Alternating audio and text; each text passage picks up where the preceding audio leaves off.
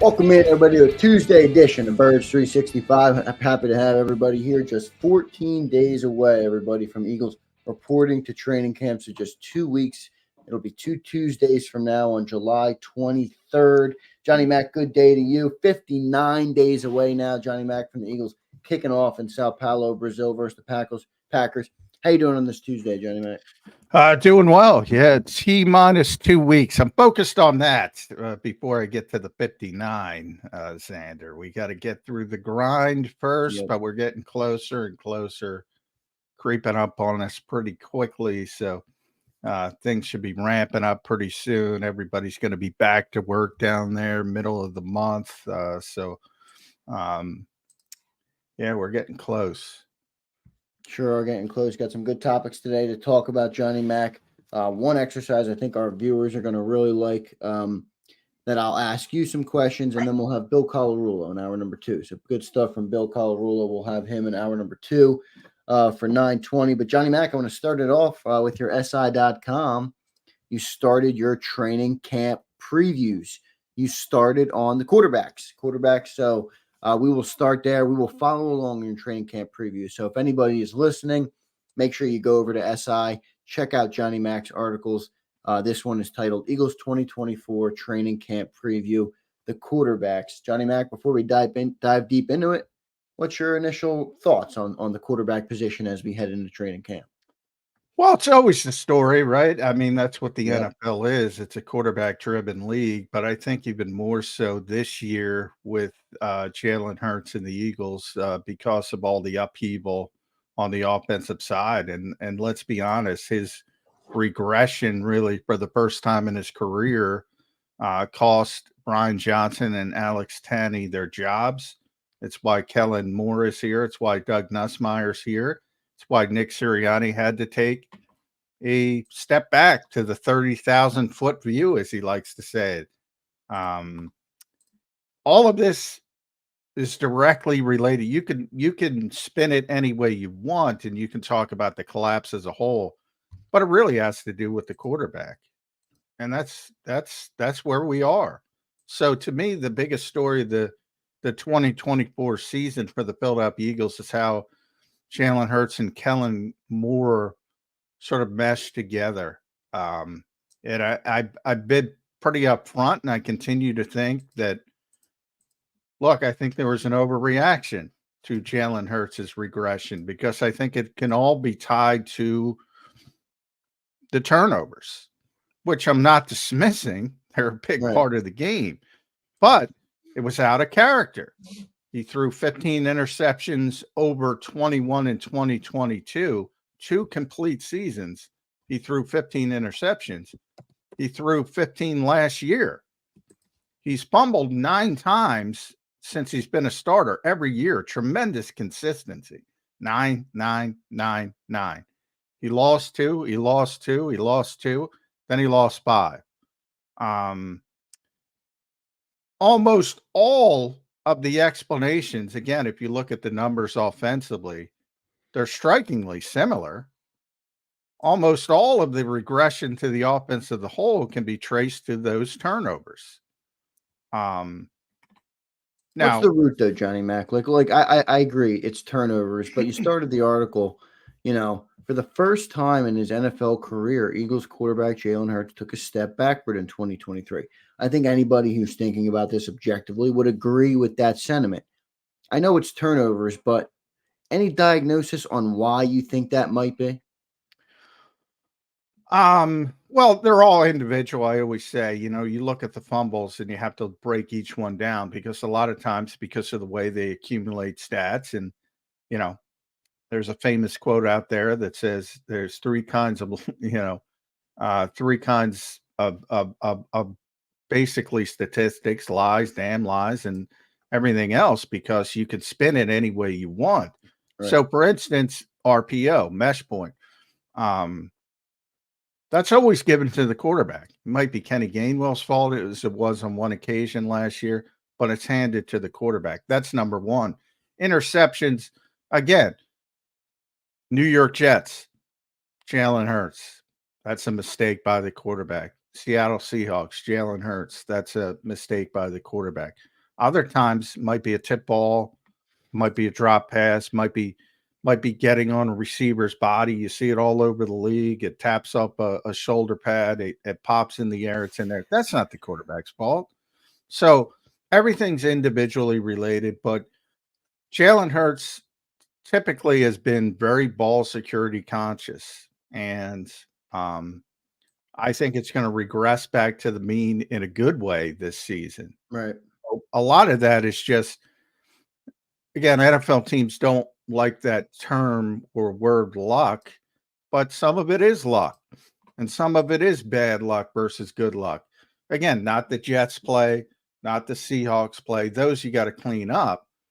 The other kind of stuff you got to be realistic about, and there's going to be some movement from year to year, and things are not going to bounce your way sometimes. Sometimes they are going to bounce your way. But typically, and Dak Prescott went through this a couple of years ago, and everybody was making fun of him. And the whole thing was C.J. Gardner-Johnson. What did C.J. Gardner-Johnson and Dak Prescott have in common? They both led the league in interceptions and missed 5 games. That's how bad Dak was throwing interceptions that year. And he regressed back to his mean. He had typically, prior to that, he'd been very ball security conscious. And I said, be careful. If you're expecting that again, it's probably not going to happen. And it didn't happen. Same thing I believe with Jalen Hurts is going to happen with the Eagles. So that to me explains a lot of what went on last year. As I said, in certain situations, 3rd down, 4th down, which are pretty big situations, the offense was better last year than the year prior. Better. And then when the numbers, touchdowns, Jalen Hurts, when he played in an MVP level, produced 35 touchdowns. Last season, when everybody thinks he stinks, he produced 38. Now, he got injured a little bit in 2022, so that affects the numbers. He did play better in 20. I'm not trying to say he didn't, but this is a really productive player, is what I'm trying to say. This is a really productive player. So everybody, and I get in trouble. I hope people know I'm being a little bit facetious because I'm part of everybody and I'm not in this camp. But way too many people want to change Jalen Hurts. Get the football out, throw underneath, throw it, dump it off to the back. How many times have we had this discussion? It makes no sense. This is one of the most impactful offensive players in football. Don't change him, evolve him. Again, take the time to get better at the things he's not great at, dumping the ball off, taking what's there, maybe living to play another down occasionally and try to get better at those things. Yeah, like every quarterback does every year. Exactly. But don't turn him into, put him under center and make him a traditional play action quarterback. Get the ball out of your hands quickly and be Brock Purdy. It makes no sense. And by the way, I don't think Kellen Moore's that dumb. I don't either. He knows it. So I'm not too concerned about it. But it is frustrating when you hear it over and over and over and over again. It's bizarre to me. Well said by John McMullen there on Jalen Hurts' last year, 38 touchdowns. Crazy to think about. That's a big number, folks, and he is right. I mean, a lot of harsh criticisms of Jalen Hurts. Some of them I believe are warranted, but also some of them, people are talking about stats in a vacuum. It's a good point. Jalen did have a good year last year. John, to me, at times last year, Jalen Hurts looked uncomfortable in the offense. I don't know if it was the offense. I don't know if it was him. I don't know if it was Brian Johnson. I'm not here to speculate about that, what that will be. But what I do know is we have another new coordinator. He talked about the differences of the offense this year coming into the year. How much do you think that will play a role in getting acclimated in a way, and where before he's fully comfortable running this offense. Look, the NFL of today, the modern NFL, there's not a lot of practice time. There's not that much time to really, there's no preseason play for the starters, really. How much time is it going to take for him to get comfortable in this offense, to hopefully return to that MVP form this year? It's going to take some time. We already saw it in the spring. The Yeah. team did not look good in the spring. Not that it matters. Nobody's even going to talk about that when training camp starts. But, you got to be honest. And the offense didn't look good in the spring, particularly the first team offense. I shouldn't say, because Kenny Pickett had his moments with back shoulder throws. Tanner McKee had his moments with the third team. So it wasn't, that was more problematic because you saw some signs of life occasionally from the second, third teamers. And the first team was kind of like, not much each and every day. And to be honest, there were throws there where it would have changed the whole narrative. Dallas Goedert seemed to be open all spring, and every time he threw the football to him, it was off target. And if some of those were on target, all of a sudden you're talking about touchdowns, and Elliott's putting numbers out there, and everybody's going, "Oh, Jaylen's playing great." That's how quickly it can change. So he didn't play well. I think that's fair to say. He mentioned 95% new. What I've been told is that's terminology related. That's not offense related. Well, they're both offense related, but you get the point. People saying the offense, you're not going to see anything the same. No, but the terminology is different. So that's going to take a little bit of time. My biggest concern is people watch this show for a long time, know I'm a continuity guy. And I know everybody thinks Brian Johnson stinks and Alex Tanney stinks, and maybe they do. I don't know.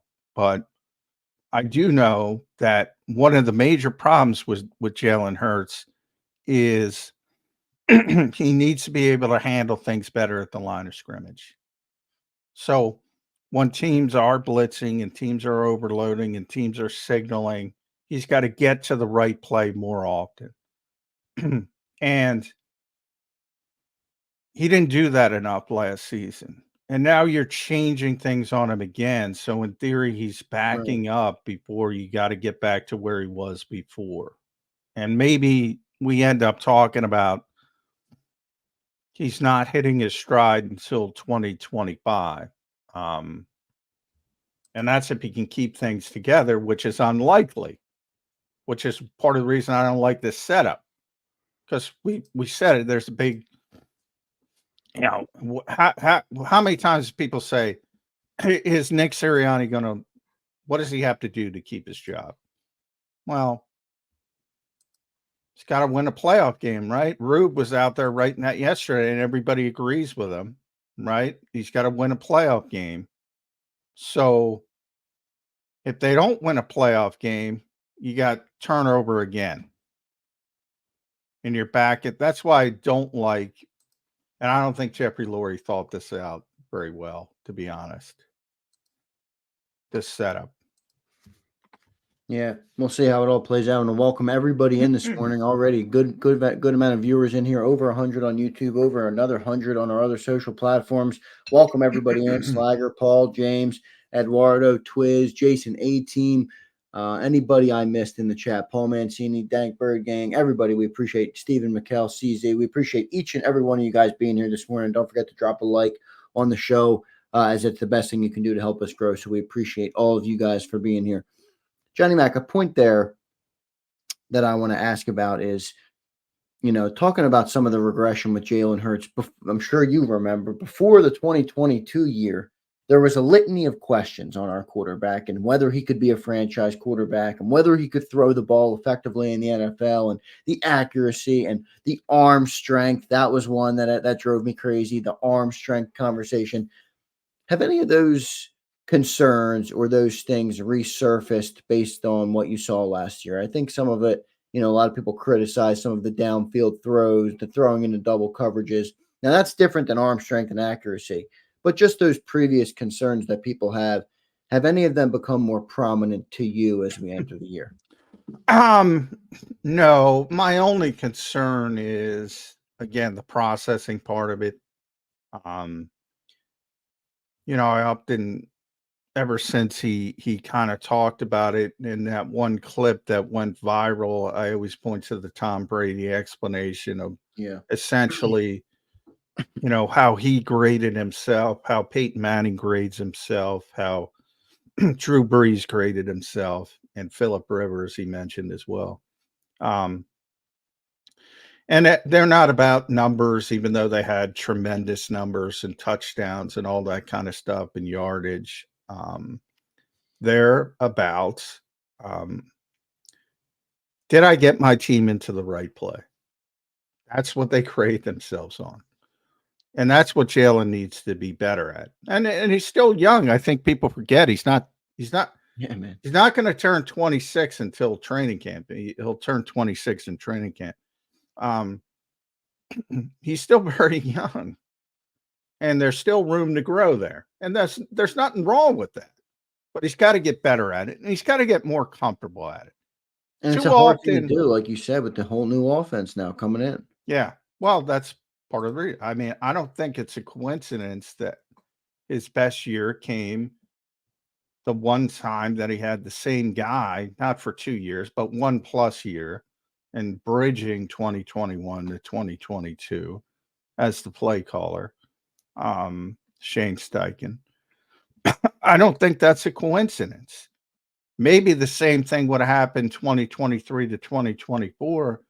He'd be stuck with Brian Johnson, maybe not.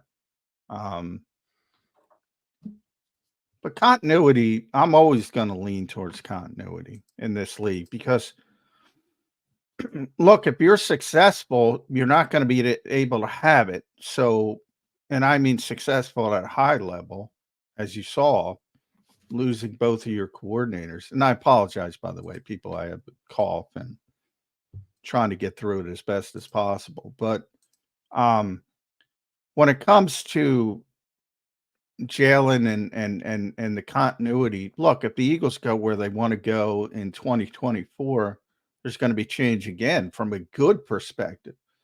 And that's if they win the Super Bowl, obviously, or even get to the NFC Championship game. There's a good chance it's going to be a movement away anyway, but you can't control that. Right. You can control when you have I think people forget the Eagles won 11 games last year. Yeah, they fell off the table. They didn't go where they wanted to go, but they didn't have to move on from his ecosystem if they didn't want to. And they decided, nope, somebody's got to pay for this. Obviously, Jaylen's not going to pay for it. You're not going to cut the $51 million quarterback. So, Do you think Jaylen had any say in the decision to move on and go in a different direction? no. I think he's hinted at that the closest you will see when he's talked about continuity. Occasionally he'll bring it up. And he got a little bit frustrated. And I think that's what the 95% talk was. Because everybody's sitting there writing every day how bad the offense is. And for all Jaylen's talk about not hearing things, he's told things, he sees things. And he sees the narrative, knows the narrative, and he's trying to explain, look, we're starting over again. So there's going to be some hiccups in spring football. And there's nothing wrong with that.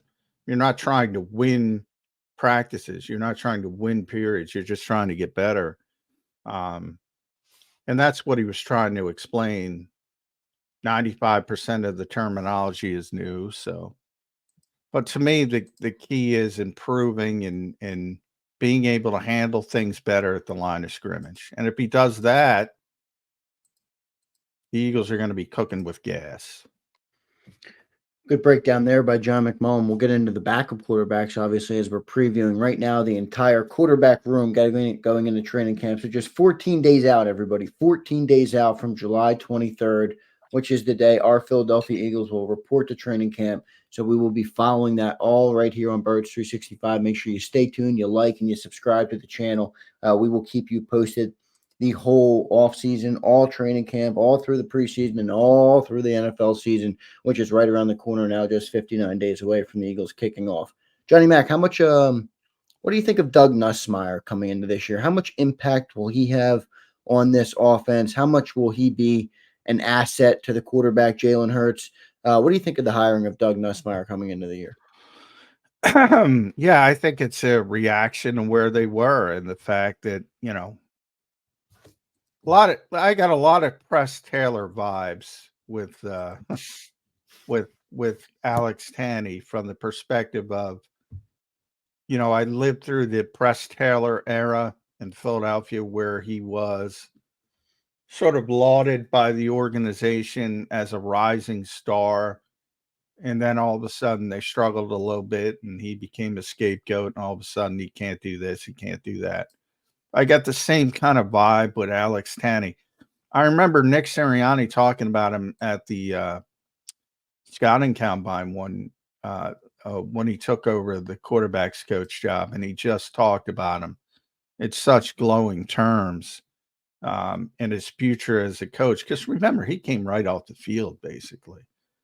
Very similar to Kellen Moore, who was a backup in the NFL and came right off the field and became a coach. And things have gone swimmingly for the most part with Kellen. The Eagles loved Alex Tanney, and all of a sudden, somebody's got to pay, and he had to pay. And there's sort of a pendulum effect in the NFL. So to have an inexperienced guy, so what do? You go to the ultra experienced guy. Same thing happened with Vic Fangio. Sean decided Vic Fangio. Alex Tanney to Doug Nussmeier. And to a certain degree, even with Kellen Moore, even though he's still very young, it's been, 6, 7 years as a coordinator. It's a lot more than Brian Johnson. So that was the pendulum swing of the Eagles in the offseason. With Doug, I mean, for those who don't know, he was a great quarterback in college at Idaho back in the mid-90s. Was a backup quarterback for a while. Finished his career in CFL. He won a Grey Cup, actually. And then he went right onto the field, similar to Kellen Moore and Alex Tanney, as a quarterback's coach. He started in the CFL. He quickly went to college in Michigan State. And he's been coaching quarterbacks basically for there was a 2-year span. And it was when he first came back from college, he was at Florida, where he was the offensive coordinator and the quarterback's coach. And he recruited Jalen Hurts, by the way. So those two have a prior relationship. Interesting. At least right somewhat. There. Yeah. And then he came back to Dallas. He was the tight ends coach. And the reason he was the tight ends coach is because Kellen Moore was the quarterback's coach. And that's where those two grew tight, and it became his right-hand man. Then Kellen got bumped up to offensive coordinator, and he became the quarterback's coach. But so for 20 plus years, all he's done is coach quarterbacks, with the exception of that 2018, 2019 span in Dallas, where he's the tight ends coach. Very few people, have been coaching the position that long. So no more excuses. Doug knows what he's doing. He plays the position. He understands the position. He's coached at a high level in the NFL and college. He's coached at Alabama. He's coached at Florida. National champions that year. He was the offensive coordinator for A.J. McCarron. Yep. Yeah. He coached in Michigan. I mean, we're talking about big-time schools. Washington as well. I mentioned Michigan State, Rams, Cowboys, Chargers, and the NFL. And again, he played the position at a high level himself. when he was in college. Same with Kellen Moore, by the way. He was a very good college quarterback. Same with Brian Johnson, who was a very good college quarterback. There shouldn't be any excuses with Doug Nussmeier, and people can't use the inexperience quote. But for Alex Tanney, I brought him up for the reason that, look at where he landed. Indianapolis, for those who don't know, as Shane Steichen's passing game coordinator. Nick loved Alex Tanney. Obviously got him the golden parachute. Obviously Shane loved him. But he's a dummy in Philadelphia. There's a perfect example. That's an obvious scapegoating by what happened. Yeah. Obvious scapegoating. So now there's no more excuses. Any concern, John, with the whole styles make fights things, and you have Doug and you have Kellen. They're obviously, like you just laid out, Doug Nussmeier's past. The guy's seemingly coached every type of quarterback there is. But any concern with the style of our quarterback in Philadelphia and how it might mesh with the coordinators? I hope not. But again, if what a lot of people want to come to fruition, I got a big problem with it. If that's what they're going to try to do. Now, while I say that, I don't think they're going to try to do that because I think they're both very smart coaches. And I think they will assess what they have in the quarterback and build the system around the quarterback. I believe that. If other people are telling me that, oh no, he's got to be under center more. He's got to hand off in traditional play action because Kellen Moore likes that. Bake the hand up. He's got to dump the ball off to the backs because the ball's got to come out of his hand quickly. All that kind of stuff. Yeah, then I think you're in for a bad season, and that's bad coaching.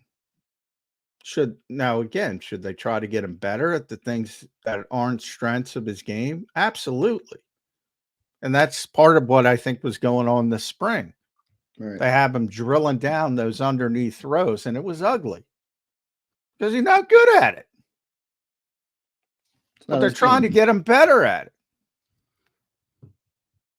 Makes sense. Good breakdown by John McMullen. A lot to be excited about, I think, with Jalen Hurts. I mean, especially at the beginning of that conversation when you laid out just how really good he's been. And it's easy to look at the last 6 games last year and go to a harsh criticism of him. But if he can correct those turnovers, as Johnny Mack pointed out, a regression to the mean, we could be in a good position with Jalen Hurts coming into the year. John, let's just finish up the preview of the quarterback room coming into training camp. We talked about Doug Nussmeier. We obviously talked about QB1 and Jalen Hurts.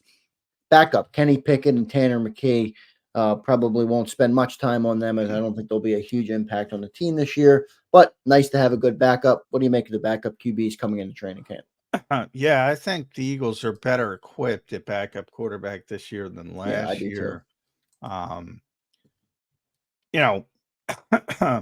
Kenny started 24 games in Pittsburgh. He's younger than Marcus Mariota. He's better than Marcus Mariota. He's got a stronger arm than Marcus Mariota. Not that he's Nolan Ryan himself, but Marcus had a really weak arm at this stage of his career, has a weak arm, below average arm, to be kind. And he proved he can win games. He started 24 games. He won 14 of them. I'm not a big win-loss quarterback stat. Pittsburgh seems to always find ways to win. And he was rarely the reason they would win games. But again, we're not talking. He was the starter there. He was the guy there. He was a first-round pick there. Here he's the backup. That's a good backup. Yeah. Somebody who's not going to be overwhelmed by the situation. Somebody, if Jalen Hurts sprains an ankle and misses a week or two, is going to keep you competitive. It's exactly what you want from a backup quarterback.